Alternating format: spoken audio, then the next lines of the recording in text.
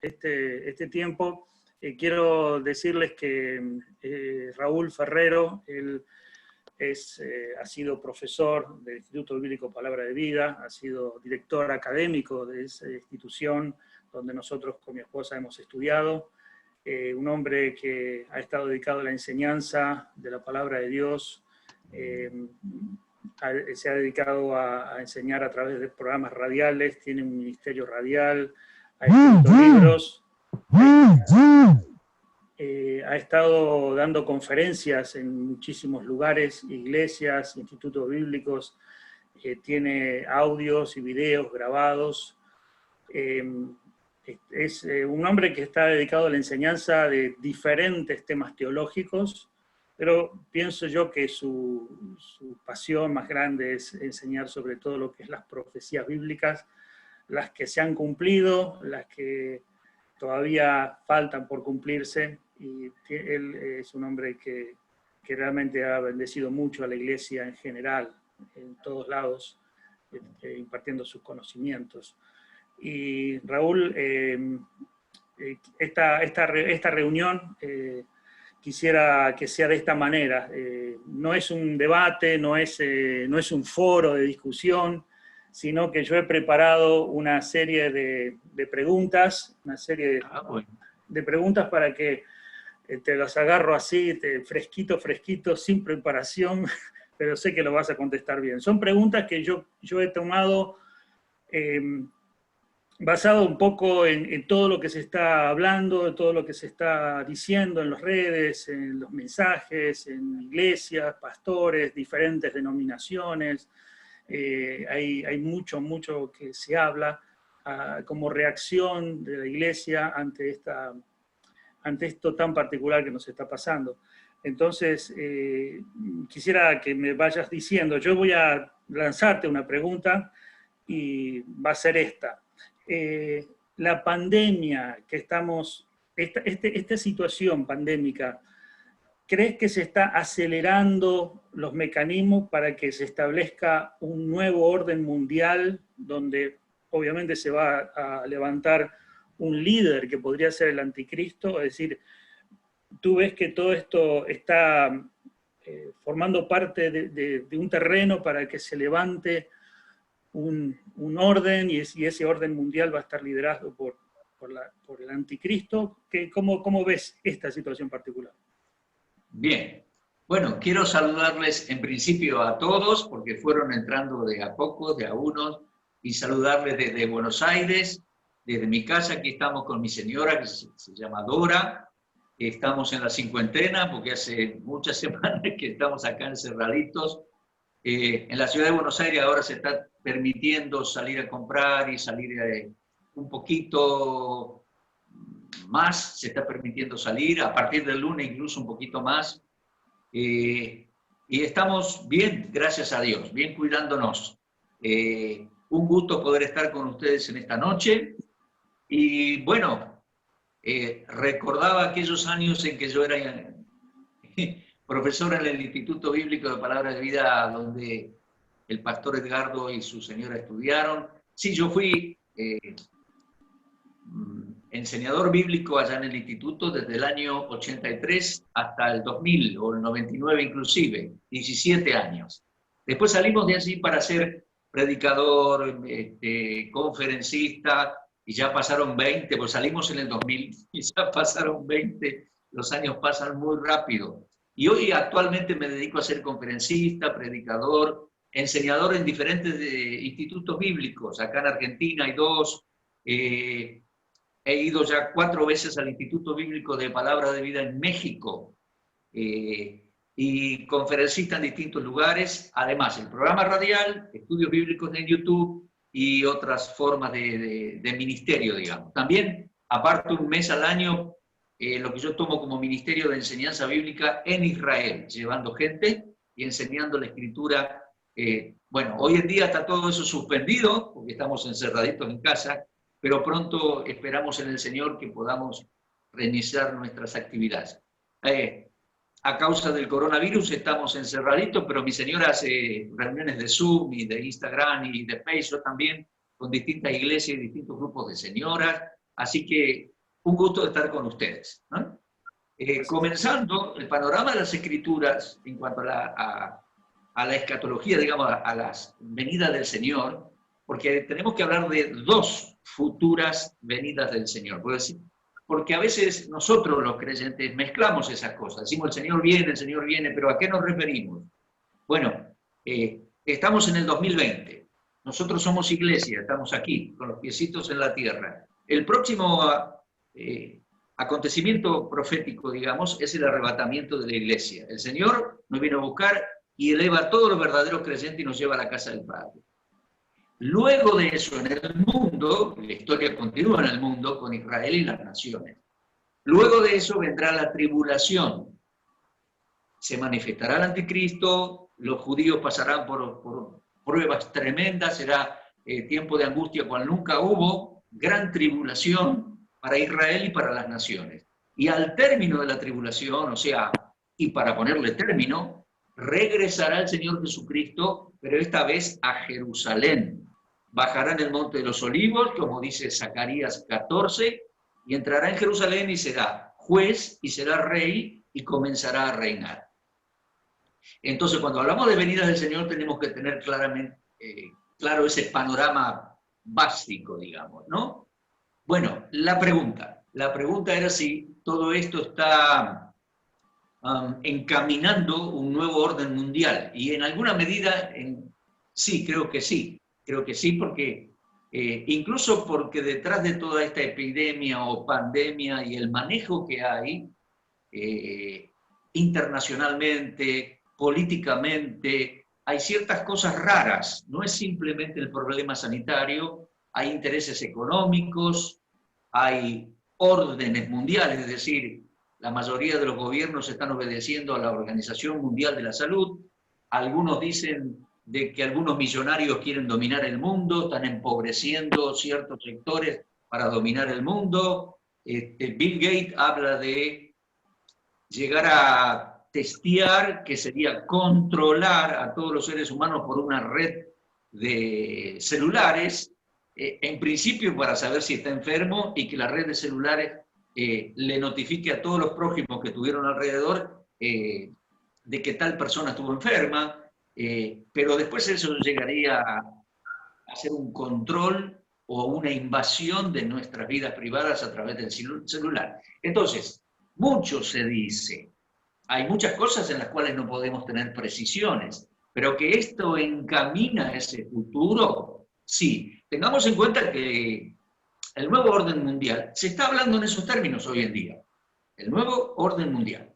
El Papa había hecho una convocatoria en el Vaticano para el 14 de mayo para los líderes del mundo para hablar de esto, el nuevo orden mundial, las nuevas directrices mundiales en cuanto a ecología, cambio climático, economía, y ahora salud internacional.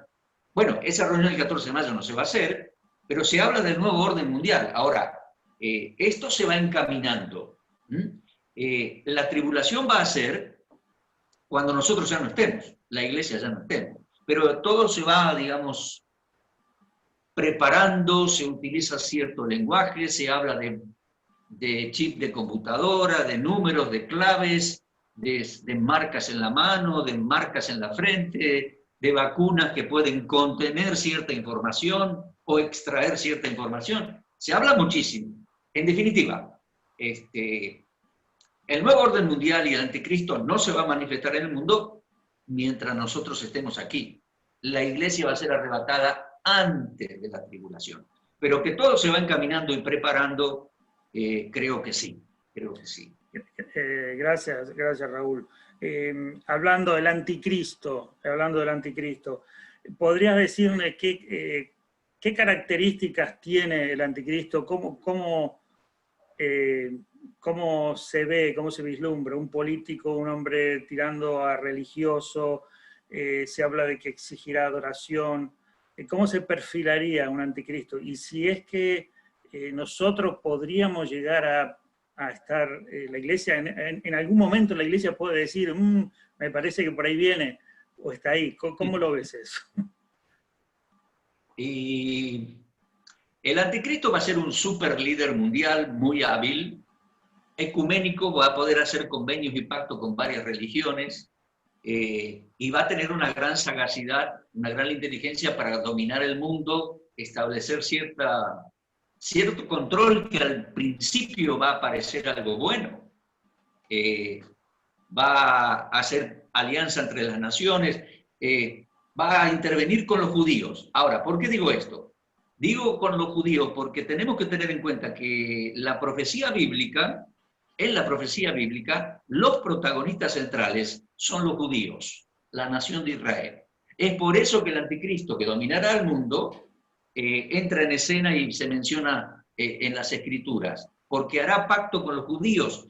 En Daniel capítulo 9 dice que hará pacto con muchos, y realmente para solucionar el problema del Medio Oriente y que los judíos vuelvan a tener templo y vuelvan a... Porque para que venga la tribulación tiene que haber templo. En un momento les puedo explicar más de eso. Porque la tribulación fue establecida sobre los judíos, Jerusalén y el templo. Para que haya templo tiene que haber un convenio con los musulmanes, porque el área del templo hoy en día está ocupada por mezquitas musulmanas. Entonces tiene que ser el anticristo alguien muy poderoso, muy hábil, carismático, que ejercerá poder económico, porque dice que hará marcar a todos y el que no tenga la marca no podrá comprar ni vender. Entonces será un gran líder mundial, con mucha sagacidad, mucha inteligencia, y después se va a sacar la máscara, ¿no? Porque va a ser lleno de poderes satánicos y será un tirano en el mundo, será terrible. Y terrible sobre todo porque va a agredir a los judíos, el pueblo de Dios, y ahí viene vendrá entonces la gran tribulación sobre los judíos. Gracias.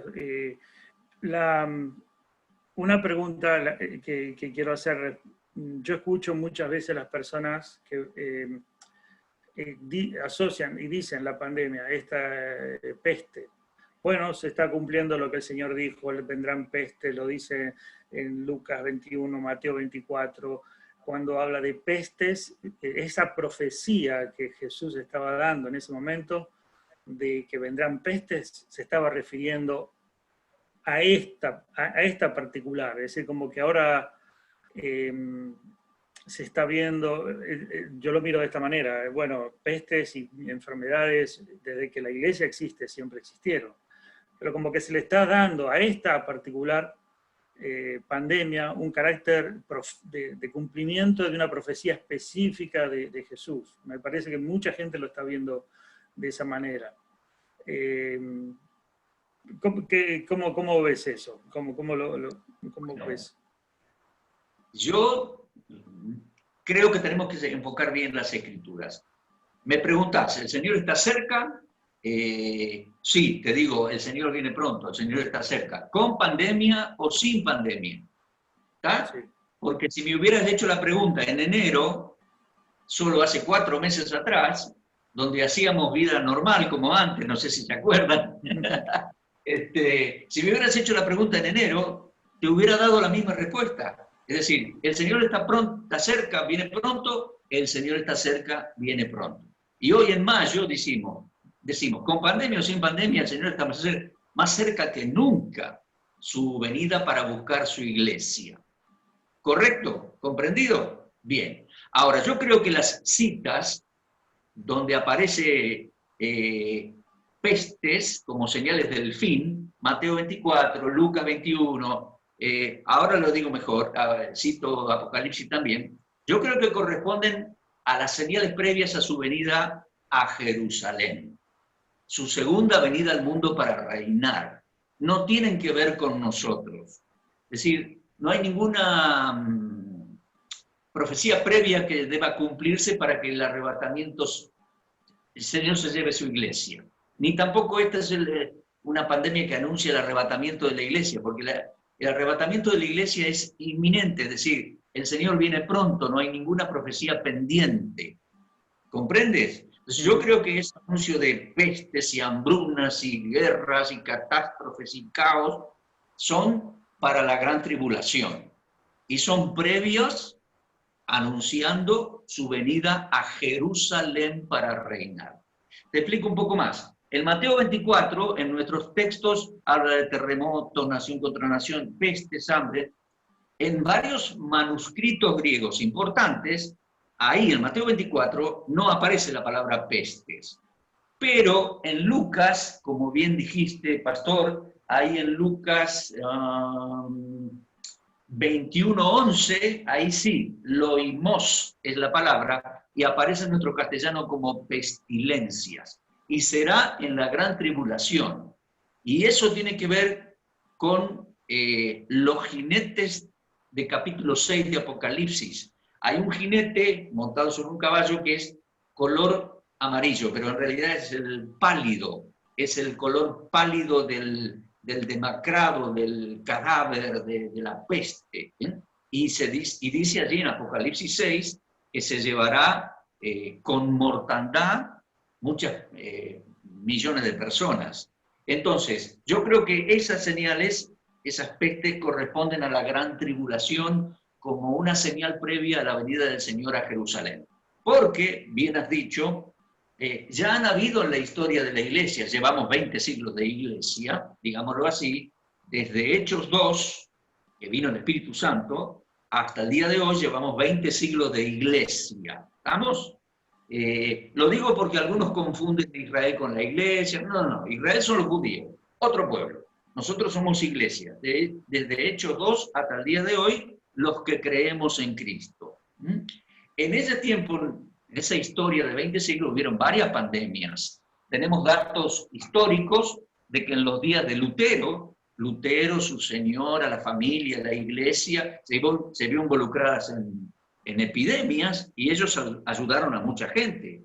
Y también tenemos un dato histórico de, por ejemplo, pestes, pero que arrasaron millones de personas. Por ejemplo, la peste bubónica, que entre los años, lo tengo aquí anotadito, entre los años 1347 y 1353, en 6 años, se estima que la peste negra o la peste bubónica mató 80 millones de personas. Se estima 80 millones. Ese sí que fue bien bravo, ¿no? Una enfermedad que se inflaman los ganglios del cuerpo, se inflama, en pocos días la persona muere, se le ponen las manos negras, por eso se llamó la peste negra. Que, bueno, nosotros en el diario vivir moderno tenemos muchos mejores recursos para protegernos de esas cosas, porque en aquellos días la peste bubónica la transmitían las pulgas y las ratas, y la gente en Europa convivía con pulgas y ratas. Nosotros hoy tenemos agua corriente en nuestras casas, tenemos higiene, tenemos farmacia, tenemos alcohol, tenemos las calles, tantos recursos, tenemos las calles limpias, las veredas limpias, las casas limpias, tenemos tantos recursos, ¿no? Entonces nosotros vamos mejor que ellos. Además siempre digo, nosotros estamos comunicados.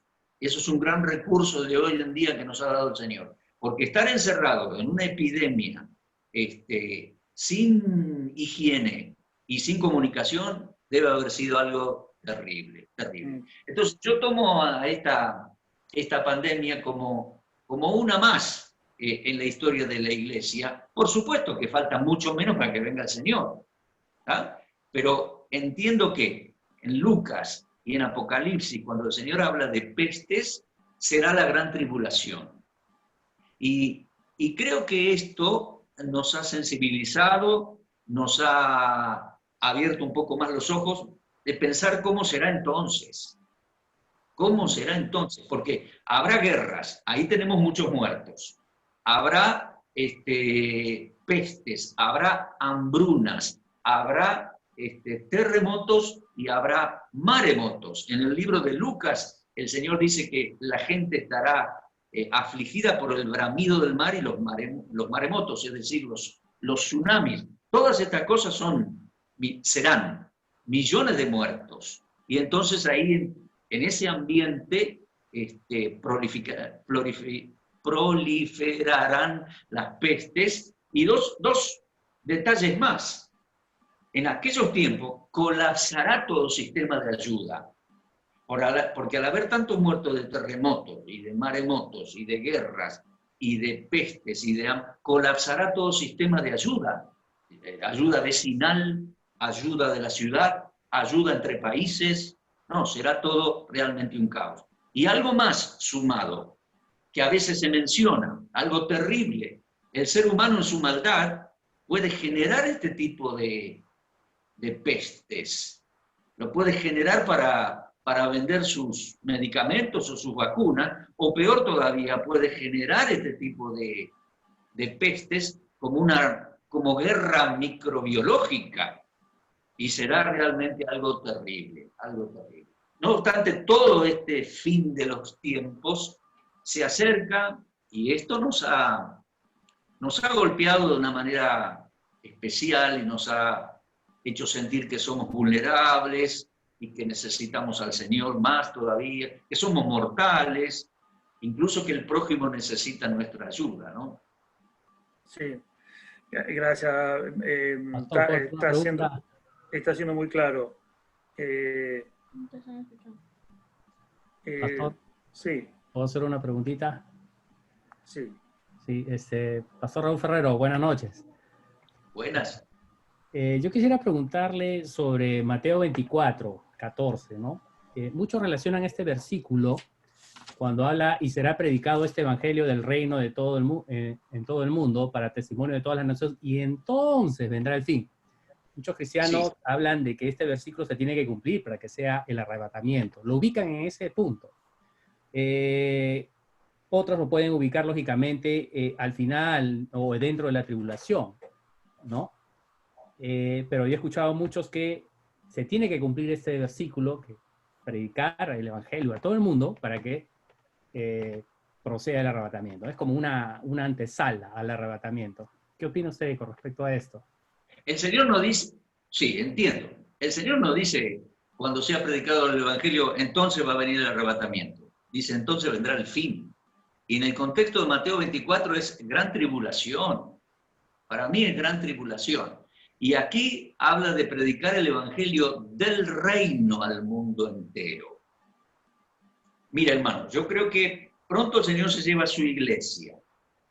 Después, la historia continúa acá, el mundo queda vacío de creyentes, pero va a haber un avivamiento por la palabra de Dios escrita en el pueblo judío. Y el pueblo judío ahí va a abrir los ojos a las Escrituras y el hecho de que el Señor Jesús es el Mesías. Incluso va a haber dos grandes predicadores, dos grandes testigos. Incluso la Escritura habla de 144.000 judíos que saldrán al mundo a predicar. Y se habla de predicar el Evangelio del Reino. Sí va a ser el anuncio de que el Señor es Salvador, es el Cordero, pero también es el anuncio de que Él viene pronto para reinar. Y ellos van a llevar el Evangelio a todo el mundo, y entonces vendrá el fin. Entonces yo lo ubico a ese versículo dentro de la tribulación. Para mí, Mateo 24 es tribulación. Sí, y la iglesia, no menciona a la iglesia el Señor en Mateo 24, para mí. El Señor se lleva a su iglesia antes. Él está hablando aquí de señales de su venida, porque dice ahí, Jerusalén, Jerusalén, no me veréis hasta que digáis, bendito el que viene en el nombre del Señor. O sea, ¿que viene a dónde? Que viene a Jerusalén. Viene a Jerusalén para reinar. Mateo 24 habla de su venida a Jerusalén, su regreso, y todo lo previo, la tribulación. Sí, está bien. Justamente, bueno, tenemos algunos, yo siempre le digo a los hermanos que aunque haya pastores que tengan una postura un poco diferente de esta, no quiere decir que están mal o que no podemos tener comunión con ellos, porque hay un pastor que con la idea de motivar a la iglesia a predicar, que realmente tenemos que seguir predicando el Evangelio, él un poquito decía, tenemos que predicar para que el Señor venga, y no va a venir mañana porque todavía quedan muchas tribus sin alcanzar. Entonces, es un poco la interpretación de... Pero si el arrebatamiento dependería de nuestra predicación, el Señor no vendría nunca. Claro. Porque hemos fallado, evangelizamos poco. Claro que tenemos que evangelizar, sí. y ojalá podamos llegar a todos, sí, inclusive por medios modernos como estamos llegando ahora. Pero yo creo que ese versículo habla de la tribulación y del Evangelio del Reino. Así es. Raúl, un poquito, hablamos mucho de esto, del rapto de la iglesia. Si bien la iglesia pasa por el periodo de todas las calamidades que puede haber en la humanidad, pero no pasará por las gran calamidades que se van a suceder una y otra, que se llama la tribulación. Entonces, el Señor lo va a arrebatar. Brevemente, decime, ¿cómo es eso del arrebatamiento? ¿Vamos a desaparecer? ¿Seremos llevados al cielo? ¿Cómo es? ¿Quedará?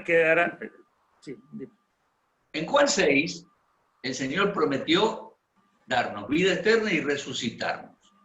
Dice, yo les doy vida eterna, créeme, yo te resucitaré en el día postrero. Juan 6. En Juan 11, él dice, yo soy la resurrección y la vida. El que cree en mí, aunque esté muerto, vivirá. Y en Juan 14, la última noche, le dice a sus discípulos, voy a preparar lugar en la casa del Padre, vengo y me los llevaré conmigo. Bueno, ahí está, podríamos decir, la semilla, la promesa, la semilla de lo que llamamos arrebatamiento. Los muertos serán resucitados, los que estemos vivos seremos elevados y nos llevará a la casa del Padre. A eso, esa doctrina fue enseñada, explicada, ampliada por el apóstol Pablo, enseñando a los tesalonicenses, a los corintios y a los filipenses, sobre todo. A los tesalonicenses les digo que viene en el aire, nos eleva y nos lleva. El Señor mismo. Nos encontramos con Él en el aire, nos llevará ese día marcado, que no sabemos cuál es. A los corintios les dijo que seremos transformados con cuerpo de gloria. A los filipenses les dijo que transformará nuestro cuerpo mortal para que sea semejante al cuerpo de la gloria suya. Nuestra ciudadanía está en los cielos. Esa es una doctrina que se desarrolla, digamos, en base a las promesas del Señor en el Evangelio de Juan y la doctrina de Pablo. O sea, las epístolas de Pablo. ¿Estamos? Arrebatamiento de iglesia. Las 70 semanas de Daniel, o sea, la tribulación y la venida del Señor a Jerusalén, es otra escritura. Es el Antiguo Testamento y el Evangelio de Mateo, por ejemplo, y Lucas y Marcos, marcando las dos venidas del Señor a Jerusalén. Primero como cordero, para morir en Jerusalén, en la cruz como cordero, y la segunda venida como el león de la tribu de Judá, para defender a los judíos, hacer juicio y reinar. Ahora, ¿por qué hablamos de 7 años de tribulación? Porque es la última semana de un plazo de 70 semanas de año marcado por Dios al profeta Daniel. Esas semanas de años tienen que ver, porque el ángel Gabriel le dijo, 70 semanas están establecidas, Daniel, sobre tu pueblo, sobre la santa ciudad, y después se marcó el templo. Entonces, las 70 semanas, o digamos la única que falta, la semana de 7 años, eso tiene que ver con Israel, y tiene que ver con el pueblo judío, Jerusalén y el templo. Por eso, para que haya tribulación tiene que haber templo. Y que está muy cerca, porque les digo, en 1948 los judíos volvieron a ser nación y volvieron a ocupar su tierra, una parte de la tierra. En 1967 recuperaron Jerusalén. En 1980 la hicieron su capital. Y hoy en día hay grupos religiosos en Jerusalén y en Israel que están haciendo avanzados planes para reedificar el templo. O sea que estamos cerca. Hace un ratito decíamos, ¿está cerca el nuevo orden mundial? Sí. Y ahora decimos, ¿está cerca la tribulación? ¿Un tiempo, unos años, cerquita? Sí. Pero sí. La tribulación, esos 7 años, tiene que ver con los judíos. Los judíos, Jerusalén y el templo. Bien. Y nosotros somos otro pueblo. Otro pueblo. Sobre toda la humanidad, la iglesia de Cristo será arrebatada. Literalmente va a suceder un evento donde nosotros vamos a estar con el Señor. Así, los muertos resucitarán y la iglesia en sí será llevada al cielo. Eso será algo Realmente es algo sin precedentes, algo extraordinario, es algo que incluso impactará al mundo, porque la ausencia de millones de personas un día determinado instantáneamente, bueno, que sí que sacudirá al mundo, los impactará, ¿no? Sí. Pero ese es lo que yo interpreto que el Señor tiene para nosotros. Raúl, recién contestaste la pregunta que te iba a hacer sobre que uno va mirando todas las cosas y está viendo que sí, que comparado con otros tiempos, ahora debido a todo lo que está pasando con Israel, etc., se está viendo como una cercanía al tema de lo que es el rapto. Tengo una pregunta, no la tengo anotada, pero hay algo que siempre me gusta conversar y a veces la gente pregunta. Las personas sostienen que esta prosperidad de Israel, esta prosperidad que Israel tiene, que tiran semilla y algo sale de la tierra y que tienen este avance y que en poco tiempo lograron tantas cosas, muchos dicen, bueno, es porque son el pueblo de Dios, Dios los está bendiciendo, y tienen son como los hijos favoritos de Dios. Es decir, es como que Dios tiene un favoritismo hacia Israel, por eso que los está bendiciendo, los está prosperando, etc. Lo cual yo digo que no, la bendición hacia Israel siempre fue bajo obediencia. Pero bueno, explica un poquito más eso, porque mucha gente cree que el solo hecho de ser descendiente de Abraham ya te toca bendición, prosperidad, algo así. O la nación en sí está prosperada como bendecida por ser... Sí. Los ha cuidado Dios a través de los siglos. De eso no podemos negarlo. Podemos leer en Deuteronomio 28, 29 y 30 que Dios les dijo, los meto en la tierra, pero no vivirán como ustedes quieran. Si se empecinan en pecar, los voy a arrancar de la tierra, los voy a llevar a tierra lejana, Babilonia, los volvió a traer, y dice Deuteronomio 28, 29, si se empecinan en pecar una vez más, los voy a desparramar por el mundo entero. Eso también se cumplió, y en el fin de los tiempos, dice, cuando te arrepientas, los va a volver a traer y les va a dar les va a cumplir las promesas hechas a los patriarcas. Ahora, Israel, la mayoría de ellos hoy en día no creen en el Mesías, pero curioso es, muchos de ellos creen en el Antiguo Testamento y creen en el Dios de Israel y tienen una fe admirable. Yo los admiro, pero bueno, hay muchos que niegan al Señor, ¿no? Ahora, hoy en día hay muchos judíos, sí, unos miles, que son mesiánicos, que son creyentes, y son muy buenos algunos. Bueno, hay de todo, hay una mezcolanza terrible en distintos lugares del mundo y por internet, a eso me refiero, pero hay algunos que tienen muy buena doctrina, muy buena doctrina. Yo recomiendo siempre un sitio en internet judío que tiene un instituto bíblico incluso allá, www.oneforisrael, oneforisrael.org. Ellos son muy buenos. Bueno, sigamos. Los judíos tienen mucha bendición, mucha prosperidad. Es cierto, es que en Deuteronomio 8 lo dice, Dios les dio esa capacidad.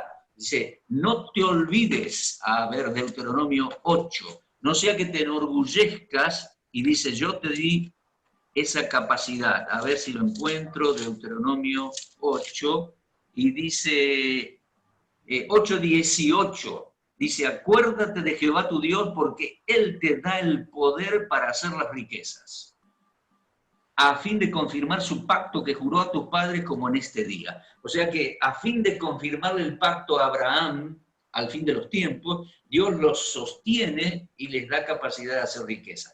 Ahora, ellos son muy trabajadores, no es que tiran una semilla y brota.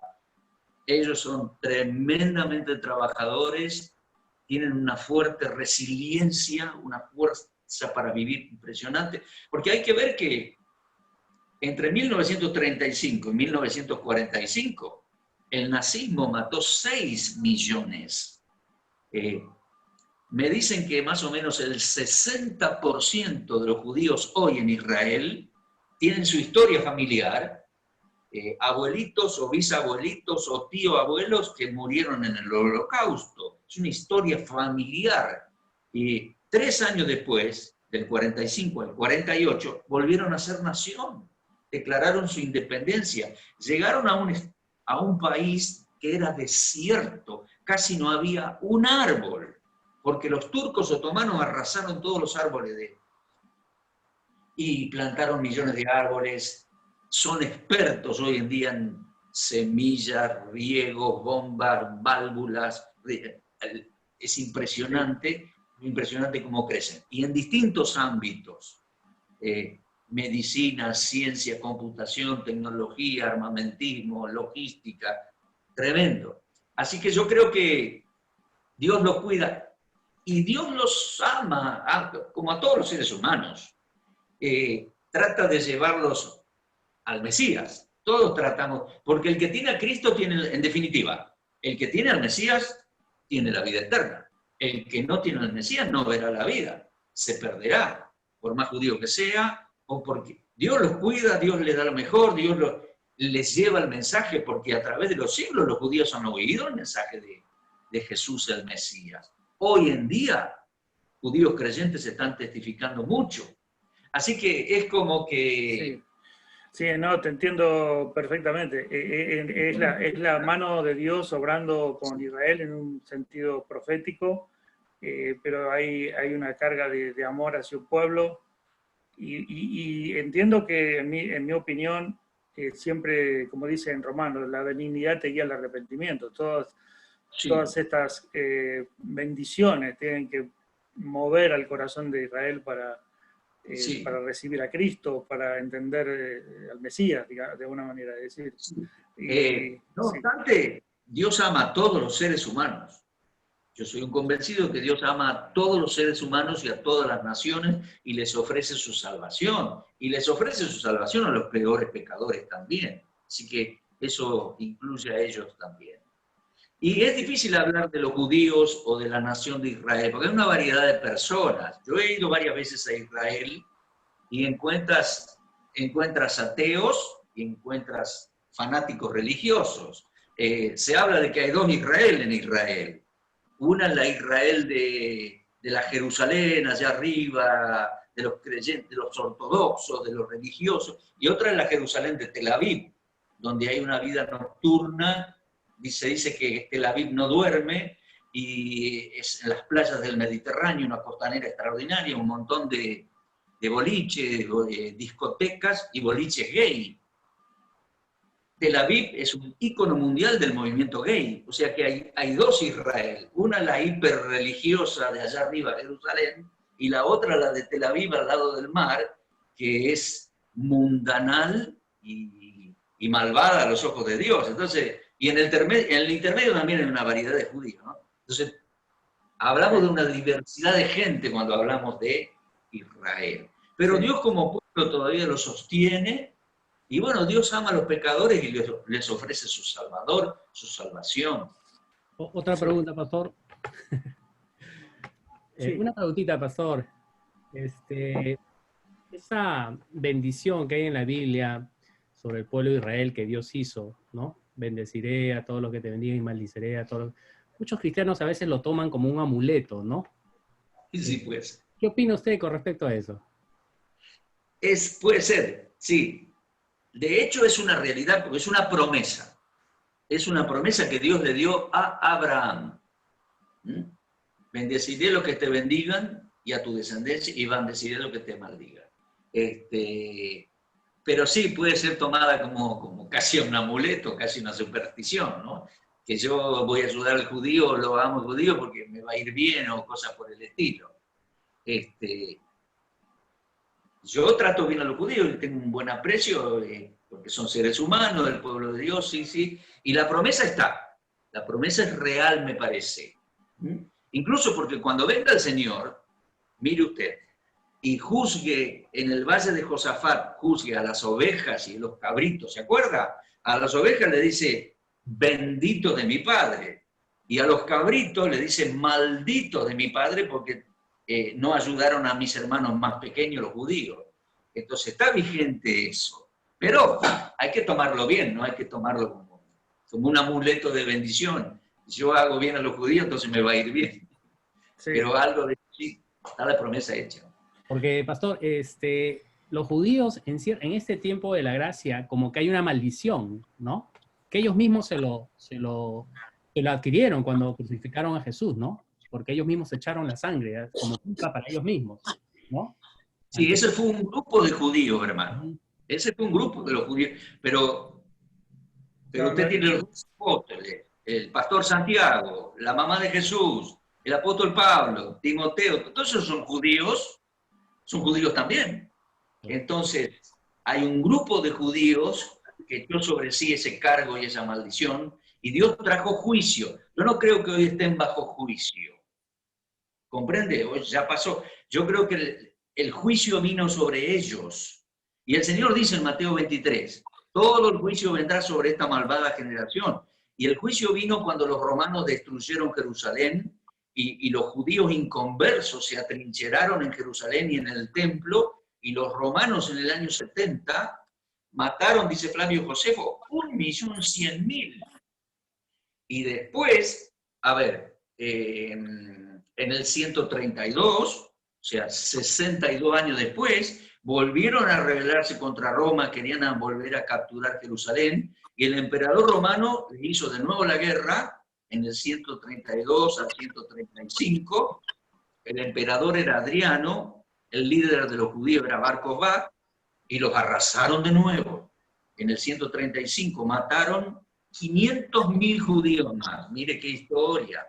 Bueno, yo creo que ahí se cumplió. Cayó la maldición sobre ellos y sobre sus hijos y sobre sus nietos. Pero yo no creo que hoy el moderno pueblo de Israel sea un pueblo maldecido, o que todavía está esa maldición vigente. No. Ya cayó, Doctor, ya fue. Doctor, entonces yo tengo una pregunta. ¿Por qué razón entonces los judíos, si son personas tan especiales, ellos están tan separados del resto del mundo? O sea, son segregados, no comparten con nadie, tienen su propia tienda de comida, de ropa. Ellos tienen un mundo aparte de todo el mundo y lo de ellos no lo comparten con nadie que no sea de su propio mundo. ¿Por qué entonces son así? Hay una variedad de gente que son judíos.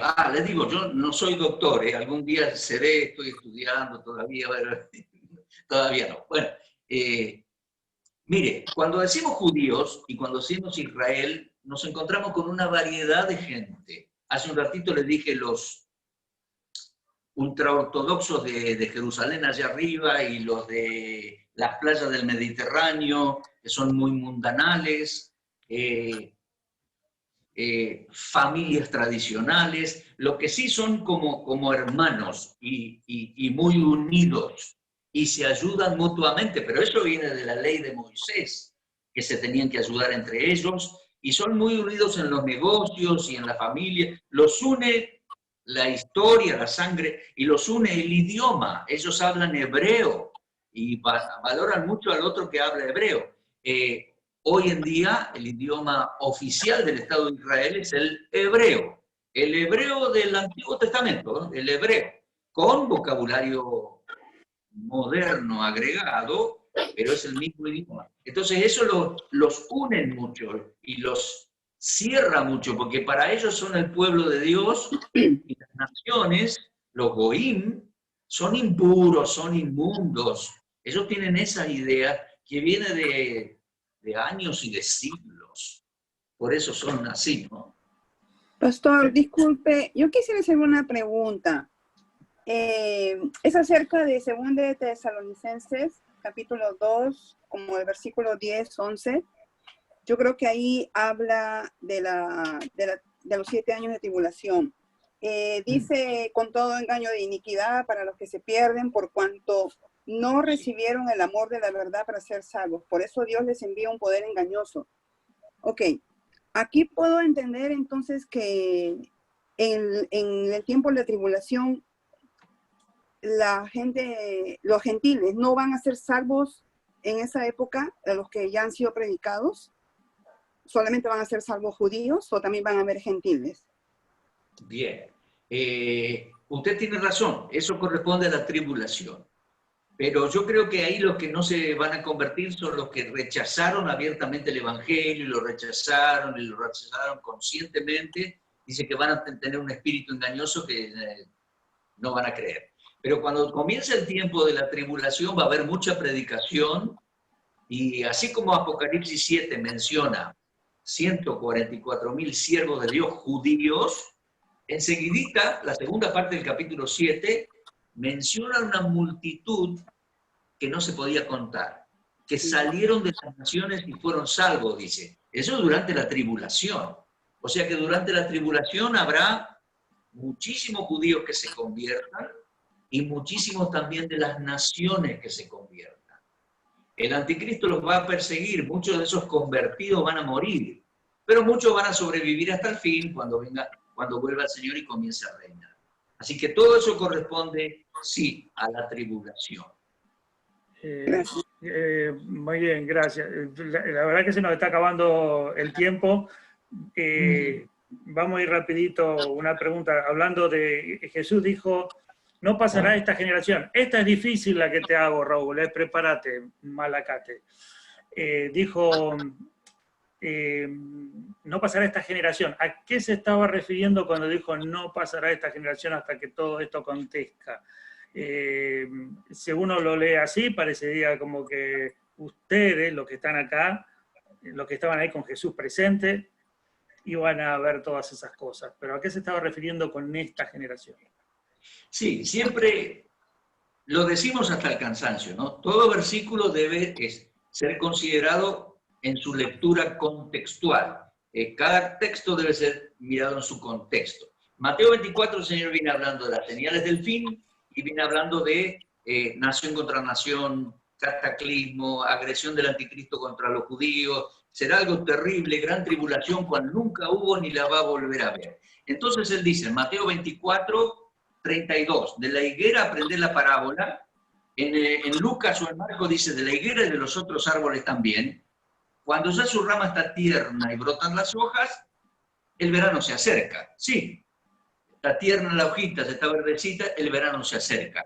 De la misma manera dice, vosotros, versículo 33, así también vosotros, cuando veáis todas estas cosas, conoced que está cerca a las puertas. De cierto les digo, no pasará esta generación hasta que todo acontezca.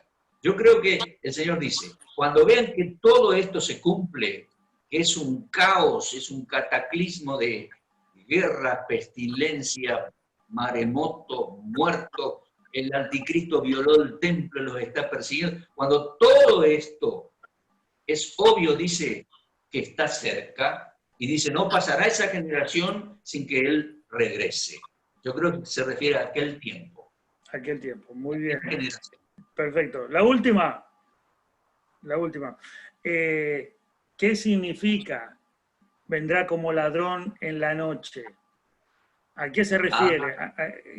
¿De qué está hablando? Vendrá como un ladrón en la noche. Sí, yo creo que es el aspecto sorpresivo. Nadie espera a un ladrón. Es sorpresivo. ¿Está refiriendo al arrebatamiento? ¿Se está refiriendo a su venida? En Mateo 24 se refiere a su venida a Jerusalén. Claro. Muchos no lo están esperando, pero vendrá de repente, sí.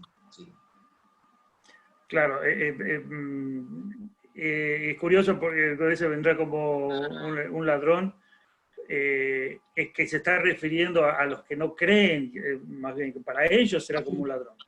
Porque sí, de alguna manera los creyentes no es así, porque los creyentes vamos a estar como avisados.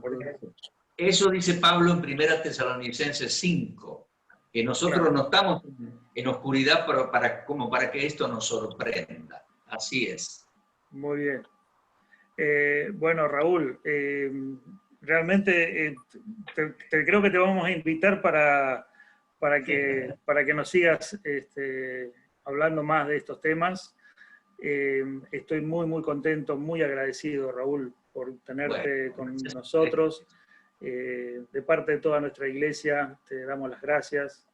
Gracias. Y vamos a dejarme tener una oración por ti. Y bueno, te voy a estar invitando en otra oportunidad para que pueda estar compartiendo. Realmente ha sido de mucha bendición. Amén. Muy claro tu exposición, y da para hablar para mucho, pero tenemos que terminar ahora. ¿Le parece bien? Déjeme tener una oración para finalizar.